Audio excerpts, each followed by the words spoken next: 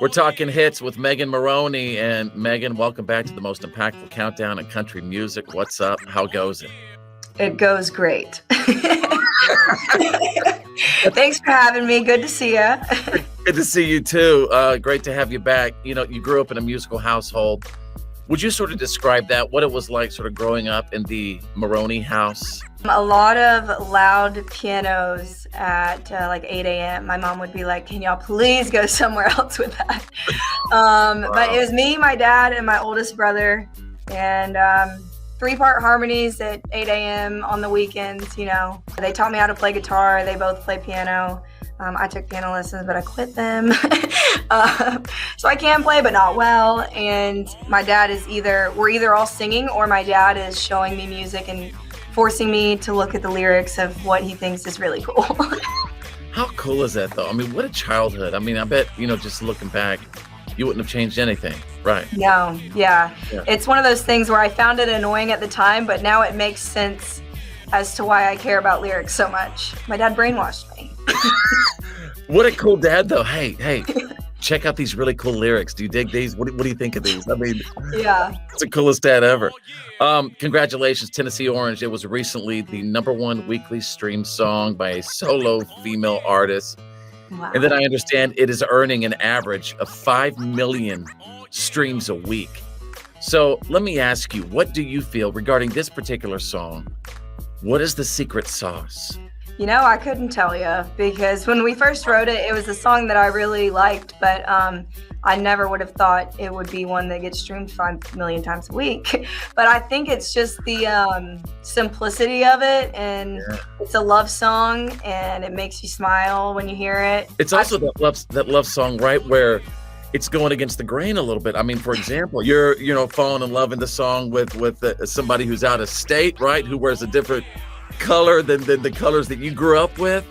I mean, it's sort of an adventure like that in itself, you know? Yeah, I think what I've noticed is that kids listen to it a lot. So I think part of those 5 million streams might be moms having to be like, they want it on repeat. Because there's a whole lot of kids singing it in their car. I see like my generation of people on TikTok listening to it, but there's also the younger generation that they are just eating Tennessee Orange up. So I'm here for it. You're here for the party. And you know what? With one of those songs, that's a party that's going to keep giving to you throughout your life. And isn't that special? Have you thought about that? Your entire life? I have thought about how it's kind of like a Christmas song. Every football season, it's going to come back around.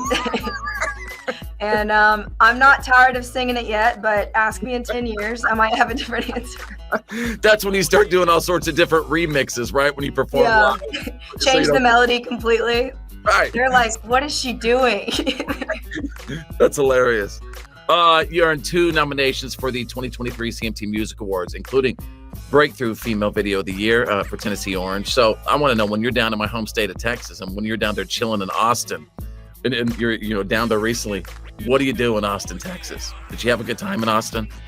We did. We got there early Friday, so we found a hotel bar to get drinks at, and we had ourselves a time. And then on Saturday, we just kind of explored a little bit, and then the awards were Sunday. We tried to take it easy. I didn't want bags under my eyes on the red carpet. So, try not to go too crazy, but that's the thing. You're down in Texas, have a little beer and barbecue. You get the bag. We all get the bags. Everybody knows you're partying, right? You have a busy few months ahead. And you're set to launch your headlining Pistol Made of Roses tour that right now, and you're opening for Brooks and Dunn this summer. Plus, like you're doing right now, all the interviews and all the social media obligations that you're going to have. So where does Megan find time for Megan? Megan finds time for Megan at the spa. But yeah, that's kind of, I try to, give myself a spa day whenever I have a day off. But right now, like I said, in 10 years, I might have a different answer, but all this is so new and exciting to me that I don't really view it as work. I like doing it. I like playing shows. I like going to new cities. I like having to go to Austin because I've been nominated for a CMT award. Like, it's not, I'm not like, vacation. Oh, I can't believe I have to do that. Yeah. That's great. So it's like you're on a constant sort of vacation right now, right? Yes. It's really fun right now. I know we got to wrap up in just a moment. Does Miranda and Casey, do they know that they are some of your musical influences, I wonder? I don't know, but I kind of mention them in almost every interview. So maybe they do, but I don't know. I think that's got to make them feel amazing to see someone like you and how you're changing the game, right? And the numbers don't lie, but that makes them feel amazing to know that, that you dig their music. They're iconic. So Yeah. my queens. In Queens, they got to stick together, don't they? Oh, yeah. Your debut album, Lucky, it's going to be released on May 5th. And of course, it was produced by Christian Bush. What was that like? I mean, I know he's always been a good producer, but so many people know him from Sugarland, but he is really just a brilliant guy, isn't he? A music guy. Yes, he's like the most creative person I've ever met. Sometimes he'll talk to me in these like metaphors, and I'm like, you got to dumb it down. I don't know what you're talking about. He's always writing. Yeah. Yeah, one of his metaphors that I really like when we're talking about like my sound and what Lucky sounds like, he says it's a vintage car that can fly. And I really like that. It reminds you of old country a little bit, but there's something new and modern about it that you can't quite put your finger on. And that was wise words from Christian Bush's brain. So I think that's really cool. Well, listen, as always, thank you for your time. I'll wrap up with this. What are you looking forward to like this summer that has nothing to do with your career at all? And you can't say spa days. Going out on a boat, Ooh, drinking nice. a Bud Light and listening to Florida Georgia Line.